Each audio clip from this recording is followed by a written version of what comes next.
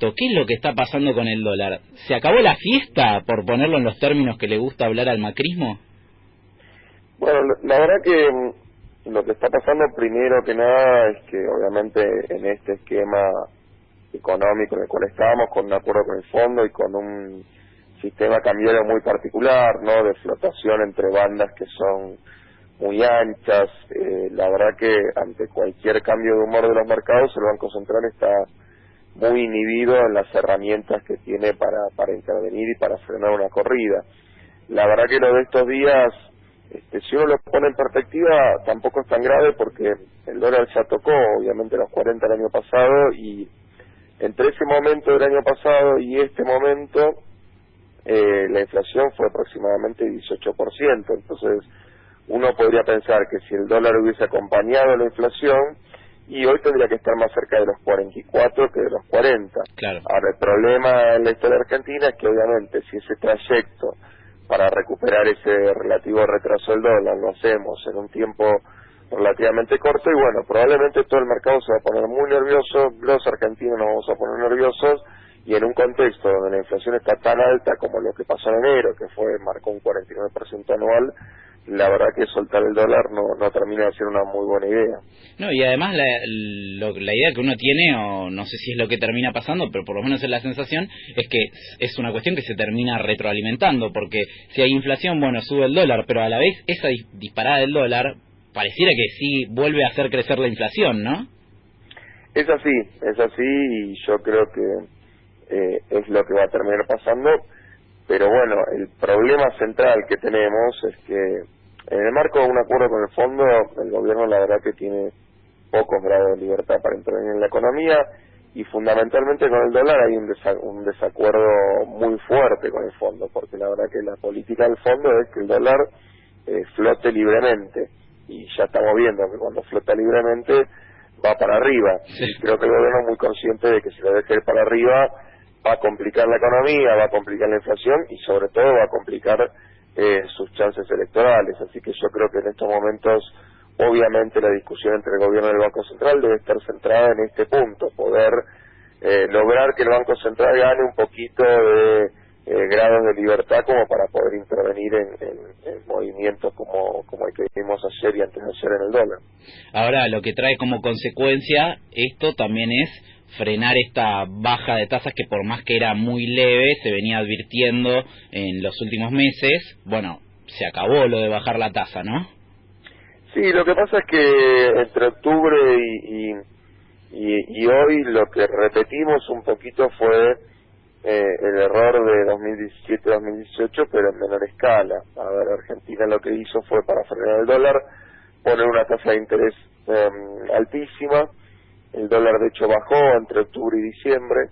Eso lo que hizo fue alimentar fondos muy especulativos del exterior que empezaron a ingresar para hacer tasas, o sea, para aprovechar esa tasa en pesos, pero obviamente en un plazo de tiempo mucho más corto, porque todos sabemos que cuando asome marzo, abril, la cuestión con el dólar, de la mano de las elecciones, se va a empezar a complicar. El Banco Central intentó anticipar esto poniendo alguna serie de regulaciones para que esos fondos no ingresen, y yo creo que lo que está pasando ahora es que esos fondos que entraron a especular en plazos fijos de muy corto plazo y aprovechar tasas muy altas, con la baja de tasa que tuvimos en estos 15 últimos días, obviamente se empezaron a ir, y siempre que esos fondos se van el dólar sube. Así que repetimos, digamos, por suerte más chiquito y más acotado en el tiempo, un poco la dinámica que nos llevó a la crisis de 2018.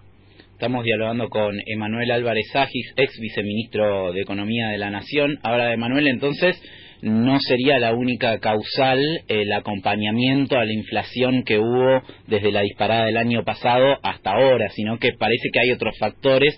También el gobierno vuelve a instalar este tema de la tormenta externa, ¿no?, que estaría relacionada con esta suba del dólar. Sí, lo que pasa es que ahora tormenta externa no hay, más bien hay granito externo, porque los emergentes durante el principio de este año 2019 han tenido el mejor desempeño en décadas. Digamos, la decisión de la Reserva Federal de Estados Unidos de seguir o de frenar en realidad la suba de tasas y de no endurecer tanto la política monetaria hizo que los capitales volvieran a los emergentes, también volvieron a Argentina, pero de vuelta esta vez el Banco Central intentó blindarse tímidamente de esa entrada de capitales. Ahora, el problema de esto es que en realidad estamos todos parados en una tribuna llena de gente y sin ningún paravalancha. O sea, en cuanto uno estornude se viene una avalancha, ese es el problema. Este es un mercado muy inestable, con poca capacidad del Banco Central para frenar cualquier tipo de corrida. Entonces basta un tropiezo para que terminemos en una situación como la que vimos estos días. Claro, la pregunta es esa: ¿seguimos teniendo las mismas vulnerabilidades que teníamos el año pasado en cuanto a la forma de manejar la economía, en cuanto al respaldo que puede dar el gobierno, el Estado a la moneda?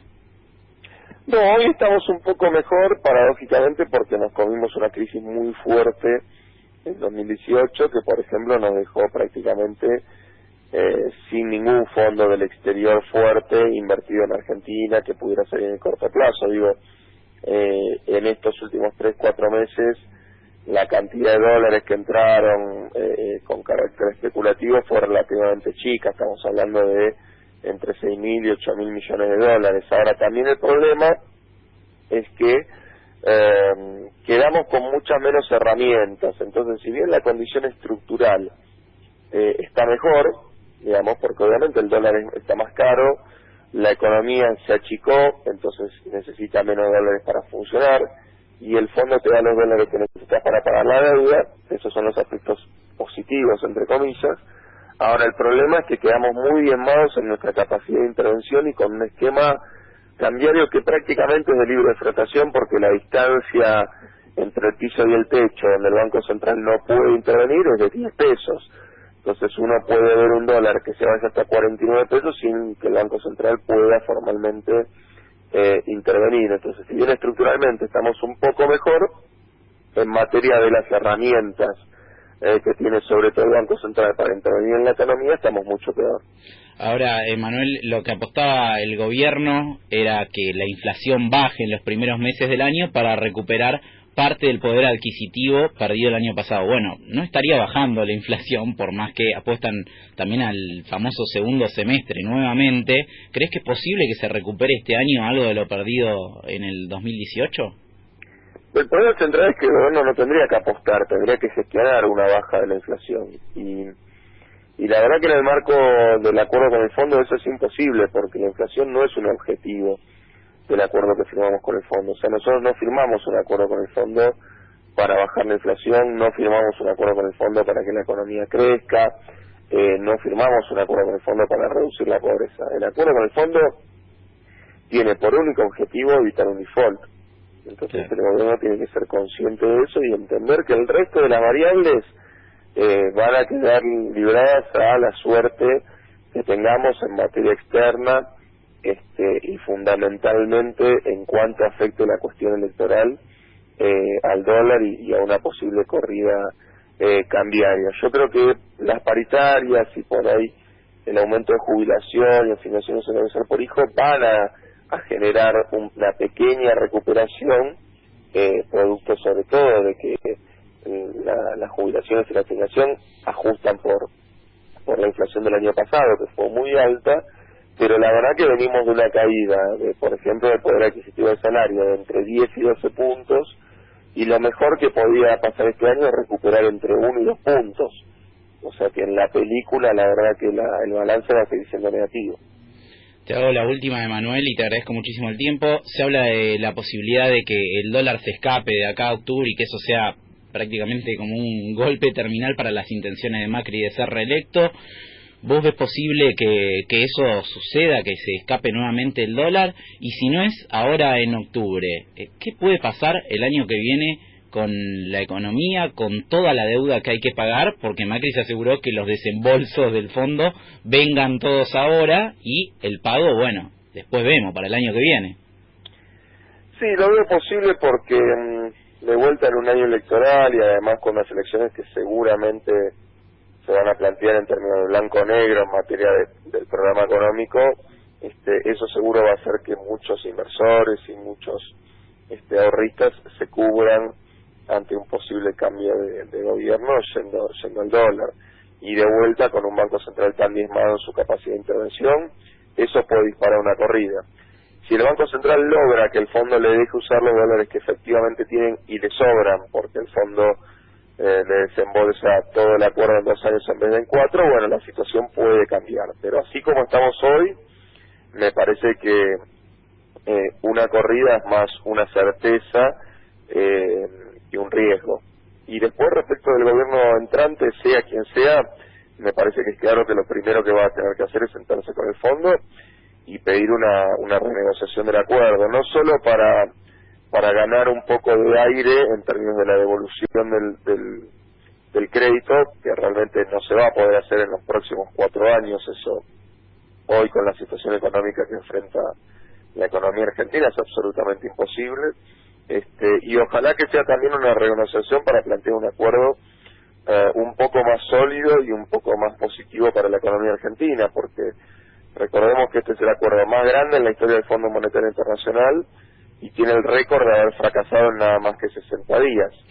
Hoy estamos con la segunda versión del acuerdo y esa segunda versión seguramente también fracase porque el déficit fiscal, lejos de ser cero este año, probablemente producto de la recesión que va a sufrir y que está sufriendo la economía argentina, el déficit fiscal seguro esté en un punto o 1,2% de déficit, y eso va a hacer que cuando llegue la misión del fondo a hablar con el nuevo gobierno tengan que evaluar cómo se renegocia un acuerdo que de vuelta en la meta en la que nos pusimos para medir el cumplimiento, que es el déficit fiscal, se va a volver a fracasar. Bueno, el gobierno ya dijo, no son buenos haciendo pronósticos, ¿no? En fin.